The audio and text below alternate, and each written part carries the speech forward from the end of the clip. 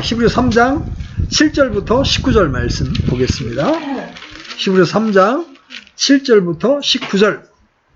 자, 찾으셨으면 같이 읽겠습니다. 시작. 그러므로 성령님께서 이르시기를 오늘 너희가 그분의 음성을 듣거든 경노하던 광야에서 시험 얻던 날에 한 것 같이 너희 마음을 강팍하게 하지 말라. 그때 너희 조상들이 나를 시험하여 입증하고 40년 동안 내가 행한 일들을 보았느니라. 그러므로 내가 그 세대로 인해 근심하여 이르기를 그들은 항상 마음속으로 잘못하며 내 길들을 알지 못하였도다 하였노라. 이에 내가 진노하여 맹세하기를 그들은 내 안식에 들어오지 못하리라 하였도다 하시나니 형제들아 너희 중에 어떤 사람에게 믿지 아니하는 악한 마음이 있어 살아계신 하나님을 떠나는 일이 생기지 아니하도록 조심하라. 오직 오늘이라 불리는 때에 서로 날마다 권면하여 너희 중에 아무도 죄의 속임수를 통해 강팍하게 되지 아니하도록 하라. 우리가 우리의 확신의 시작을 끝까지 확고히 붙들진대 우리는 그리스도께 참여한 자들이 되었느니라. 주께서 이르시되 오늘 너희가 그분의 음성을 듣거든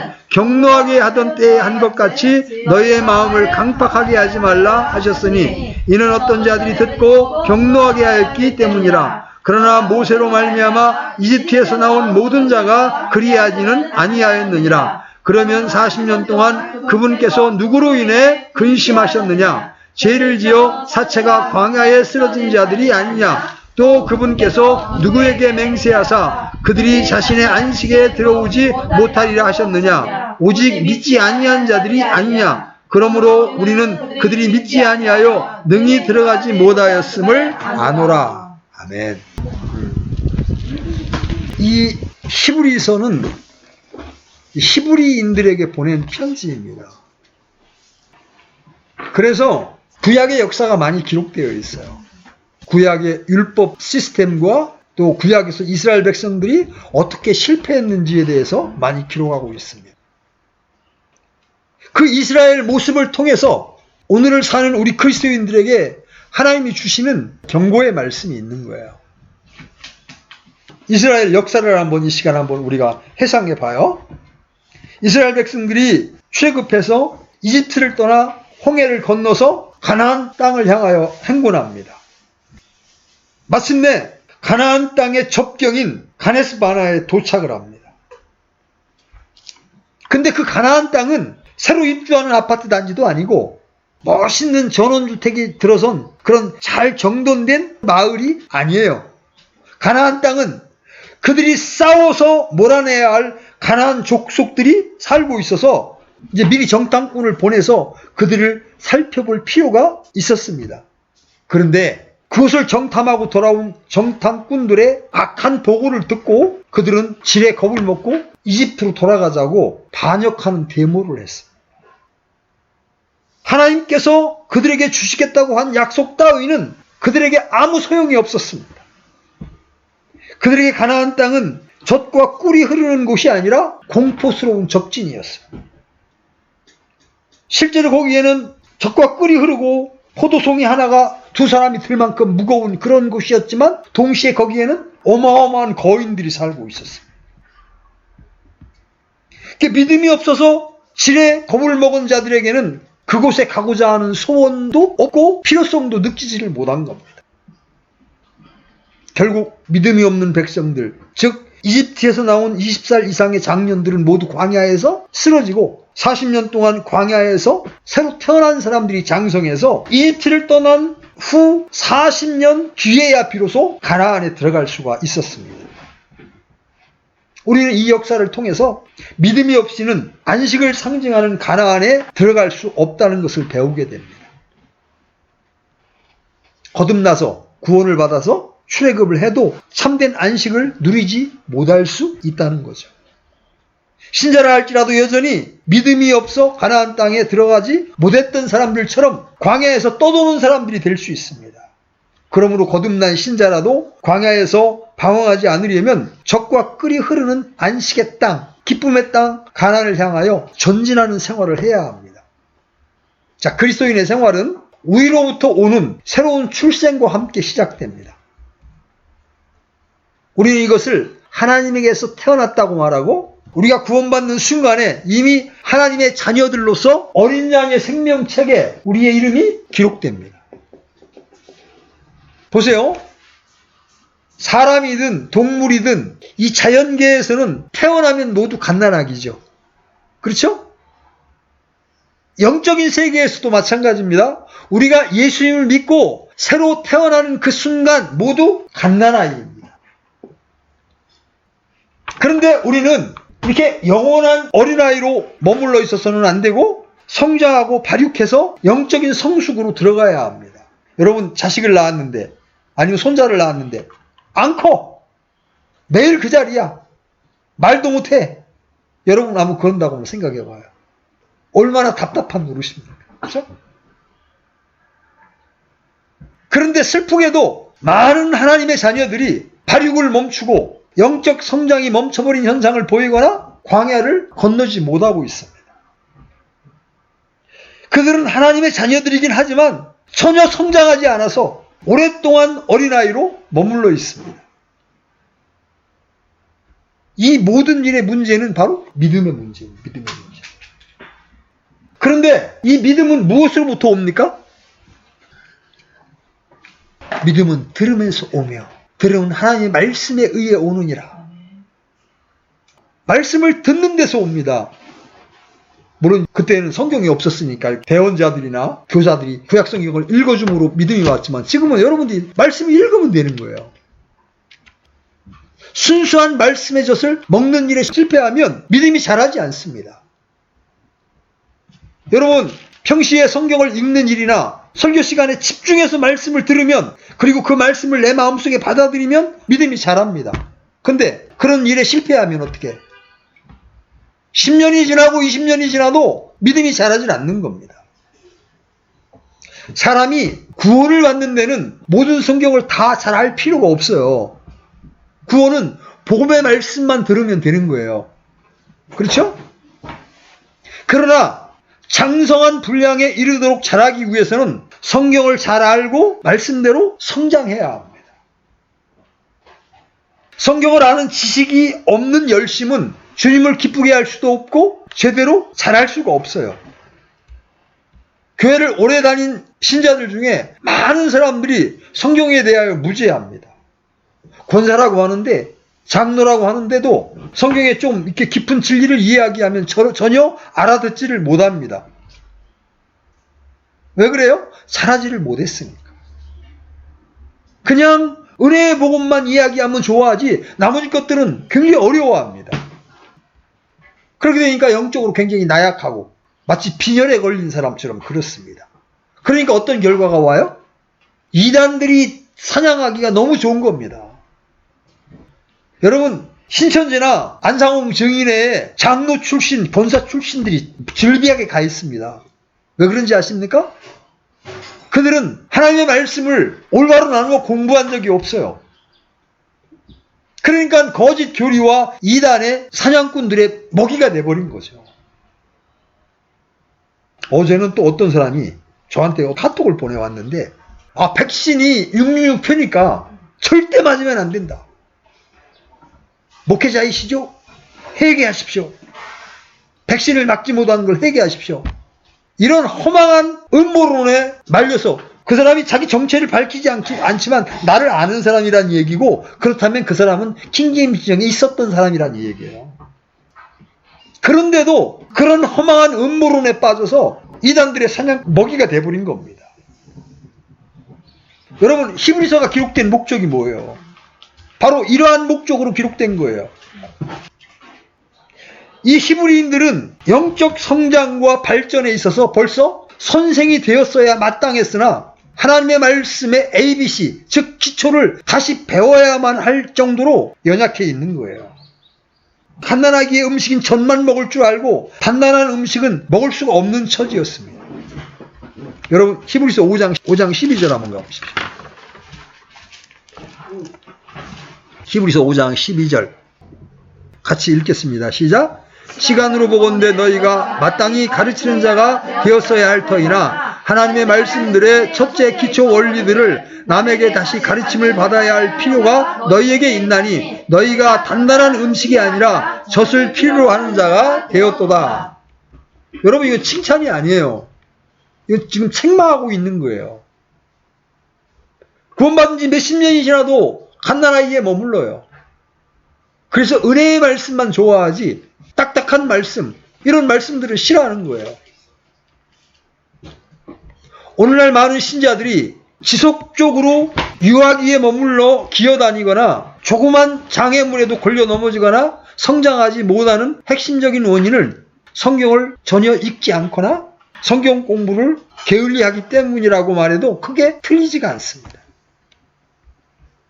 우리가 과거에 금요 모임도 있었고 그랬는데도 지금 주의 첫날 집회밖에는 못 갖고 있잖아요. 그 대신 삶이 바쁘니까 매일매일 짜투리 시간을 내서라도 컴퓨터 앱을 통해서라도 계속 말씀을 꾸준히 읽어나가고 묵상하는 시간을 가지셔야 합니다. 그렇지 않으면 교회로 공급되는 말씀만으로는 여러분의 신앙이 자랄 수가 없어요. 여러분, 이 시간 한번 생각해 보십시오. 여러분은 얼마나 많은 시간을 성경과 함께 보내는지 여러분 회개하셔야 합니다. 인터넷을 찾아보는 시간, 게임하는 시간은 하루에 수시간씩 들이면서도 하나님의 말씀을 찾고 읽는 시간은 너무나 인색하다는 거죠. 그러면 잘할 수가 없어요.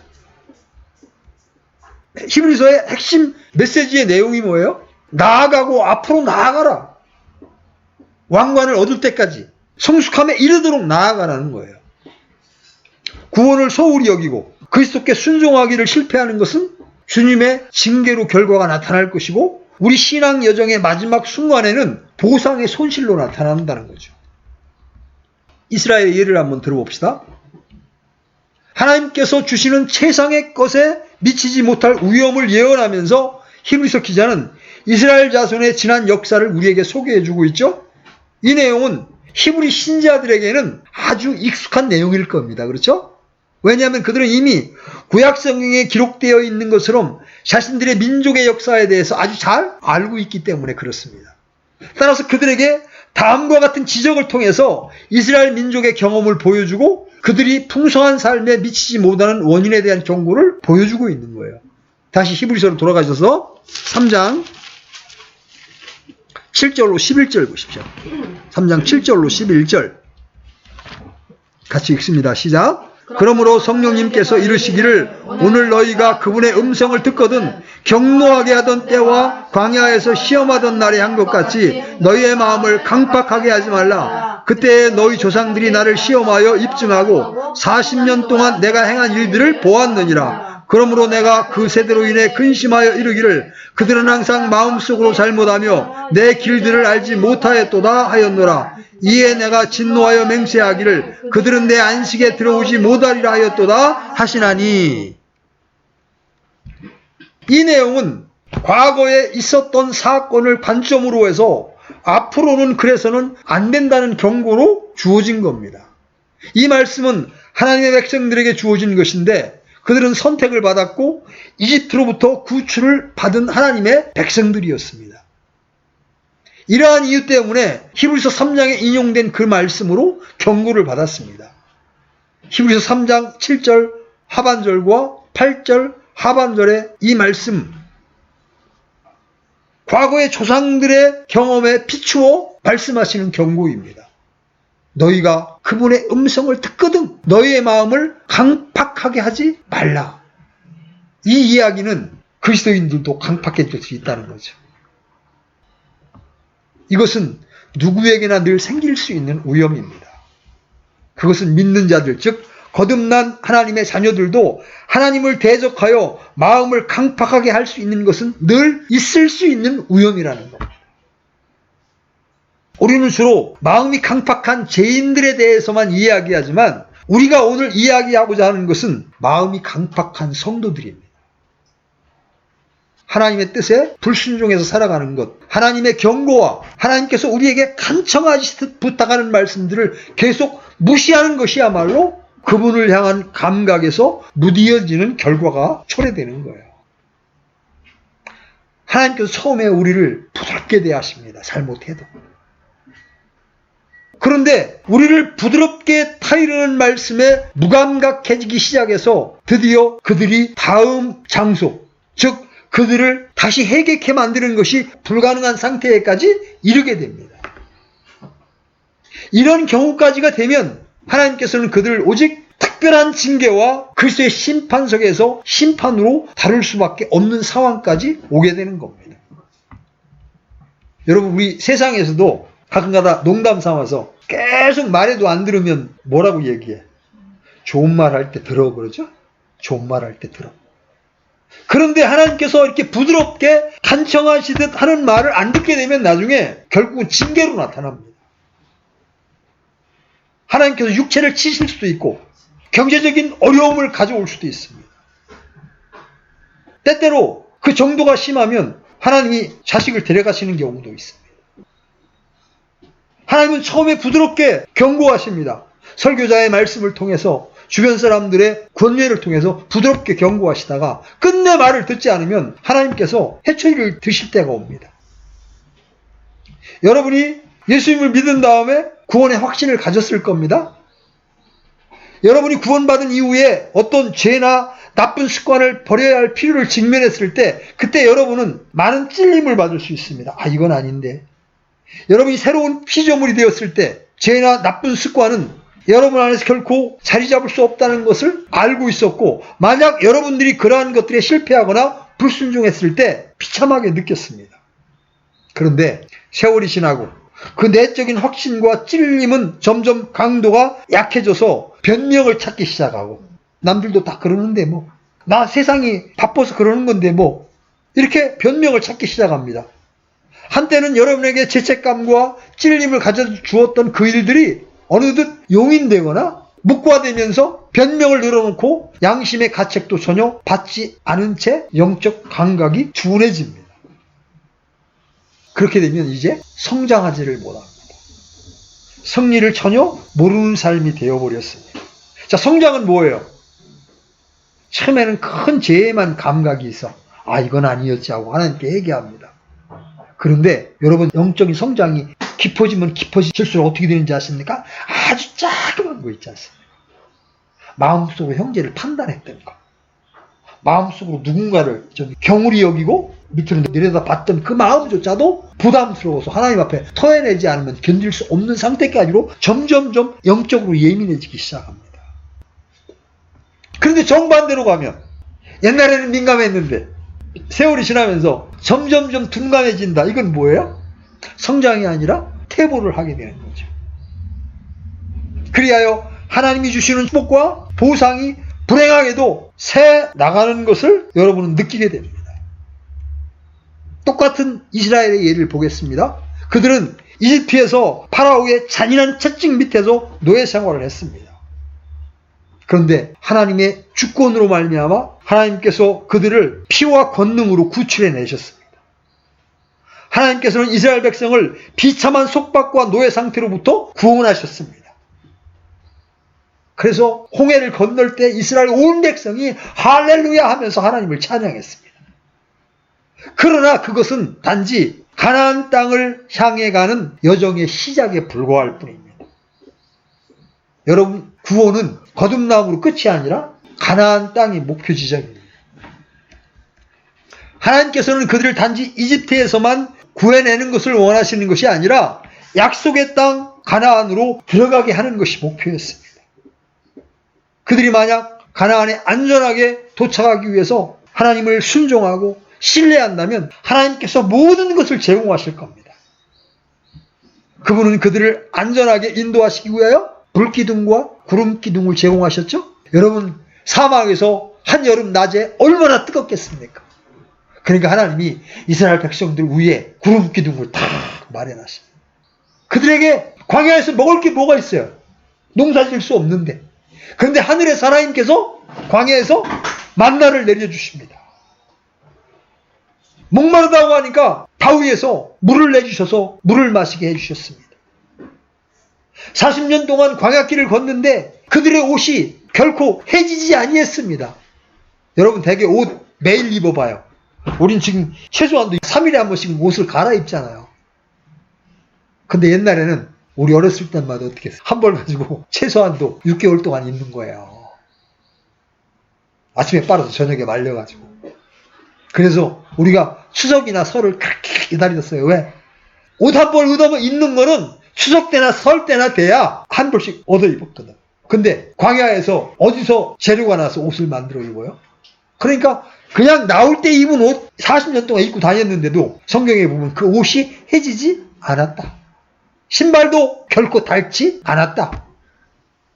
모든 필요가 하나님에 의해서 다 제공된 거예요. 얼마나 적절한 공급이었습니까? 하나님이 책임져 주신 거예요. 그런데도 그들은 가나안에 미치지 못했습니다. 10명의 정탐꾼들의 보고에 그들은 가나안 정복을 포기했습니다. 결국 여호수아와 갈렙을 제외한 20세 이상의 사람들은 모두 광야에서 시체가 되었습니다. 그들에 대해서 하나님께서 하신 말씀이 뭡니까? 3장 10절 11절 보세요. 3장 10절 11절 다시 보겠습니다.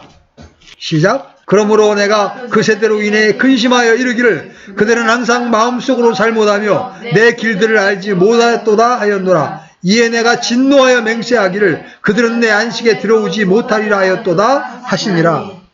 여기 내 안식이라는 표현이 나옵니다. 이게 무슨 뜻입니까? 구속의 안식일까요?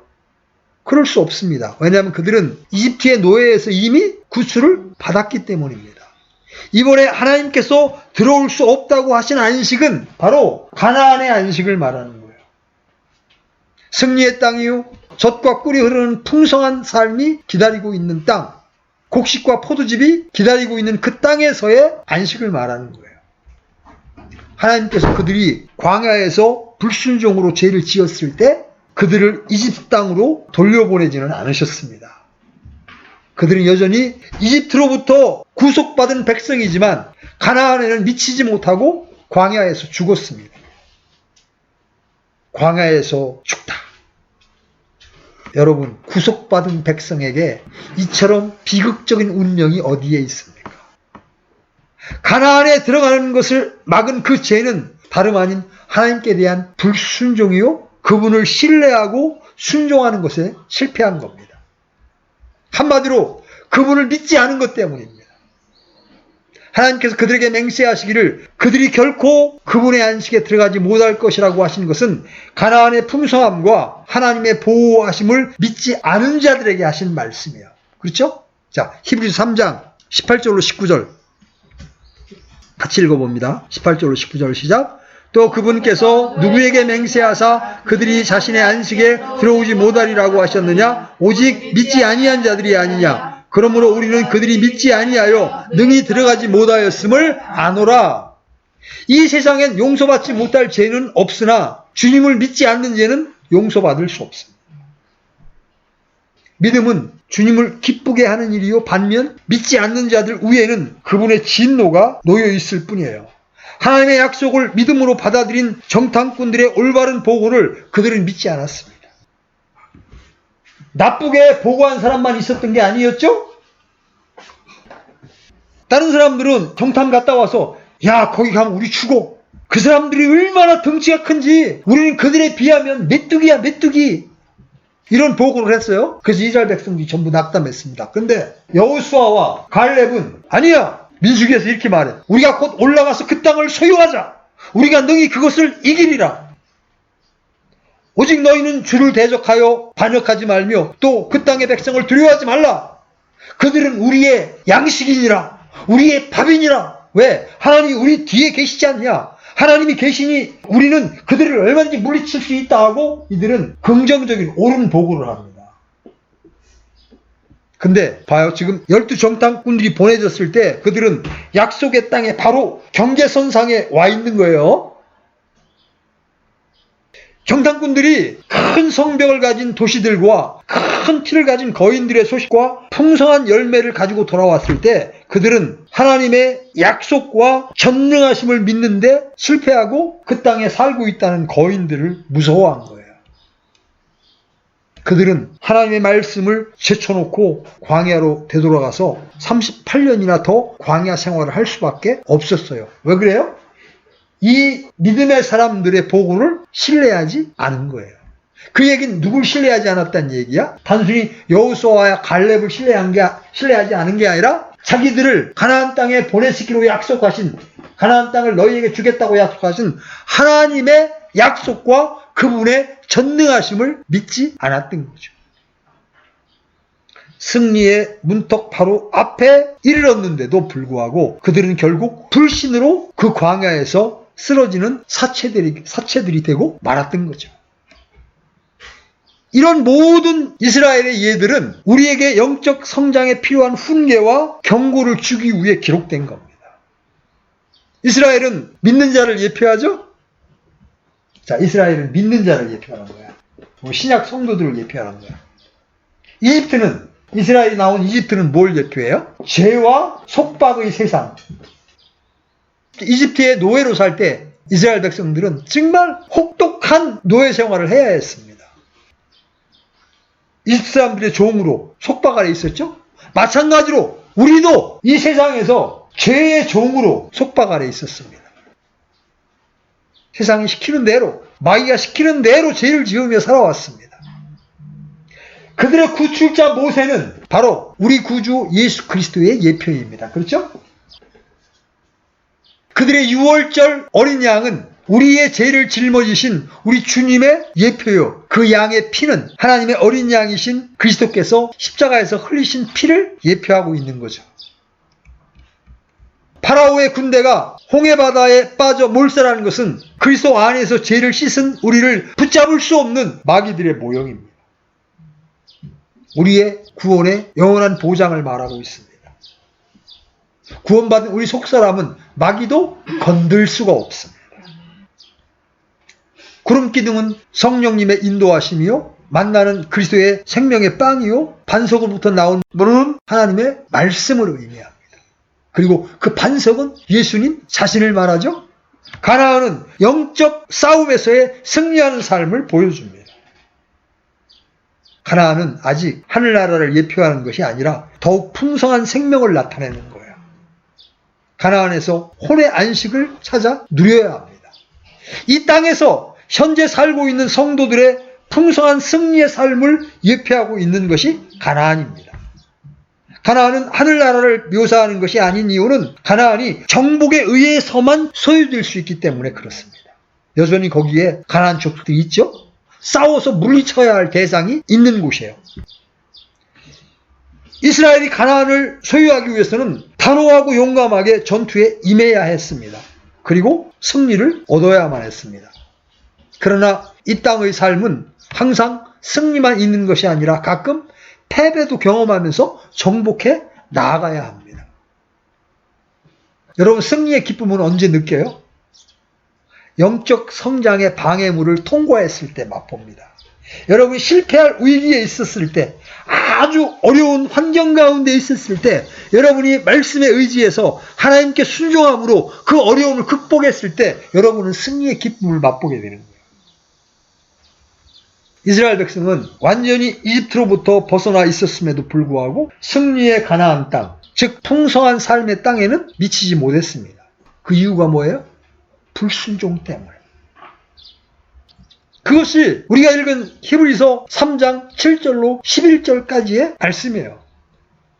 하나님이 이스라엘 백성들에게 너무 화가 나셔서 맹세하십니다. 그들은 내 안식에 들어오지 못하리라. 이 말씀에서 분명히 이스라엘의 경험과 주님의 엄숙한 경고를 보게 됩니다.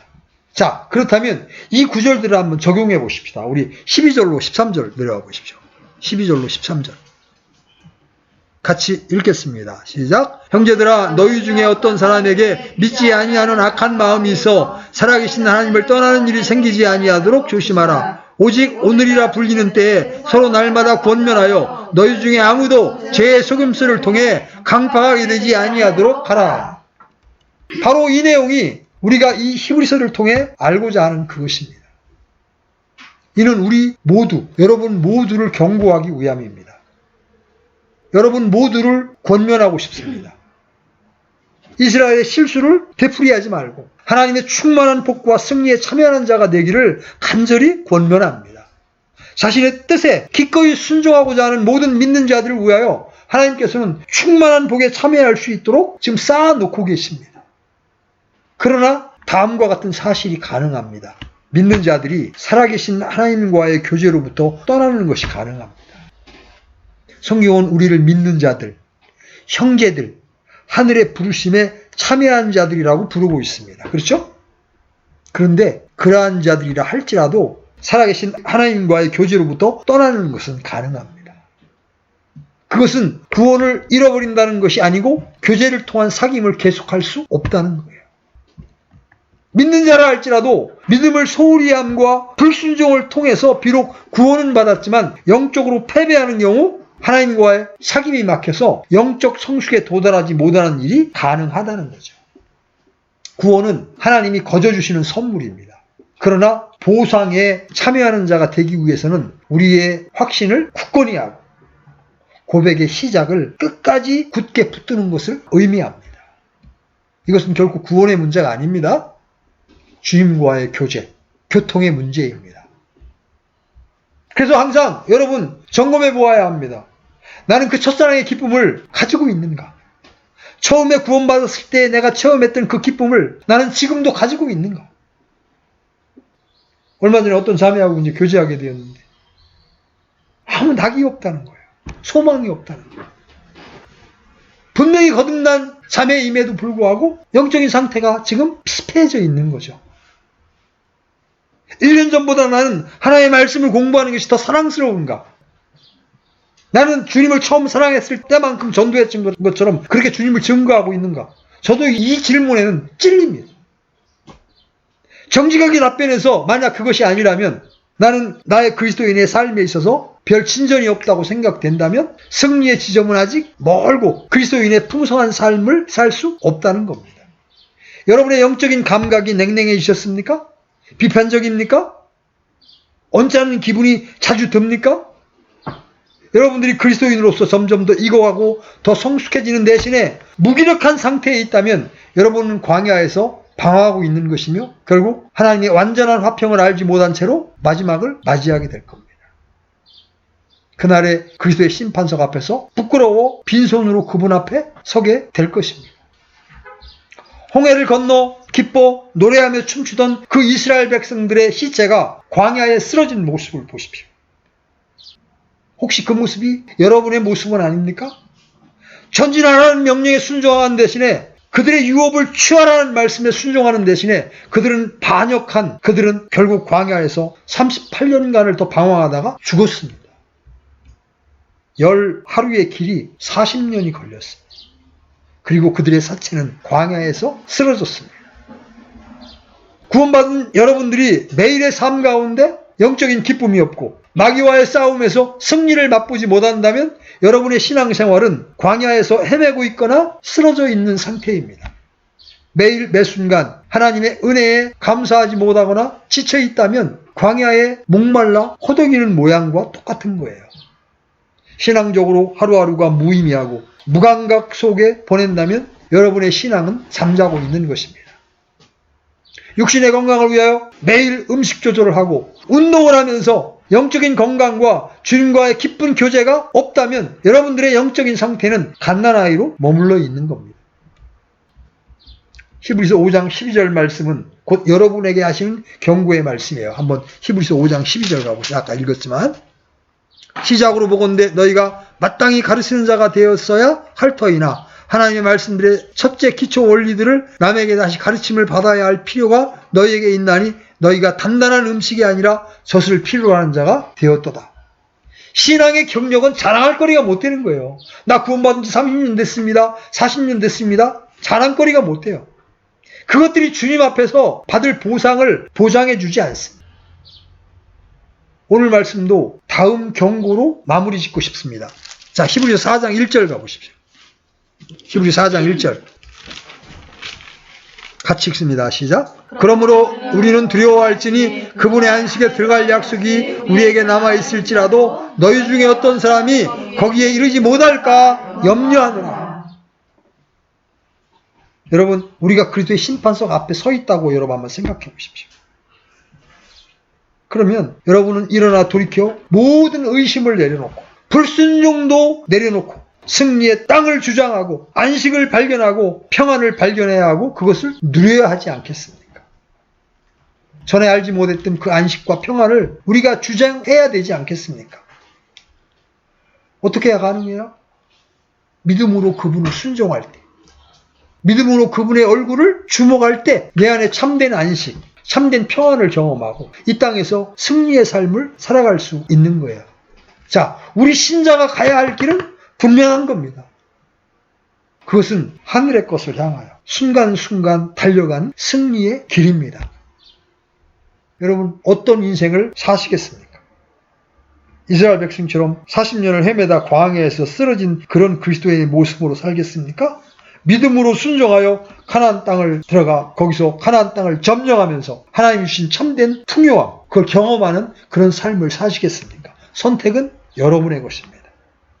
저는 여러분 모두가 하나님 말씀에 순종함으로 이 가나안 땅으로 예표되는 참된 평안을 경험하면서 참된 안식을 경험하면서 승리하는 삶을 살아갈 수 있게 되기를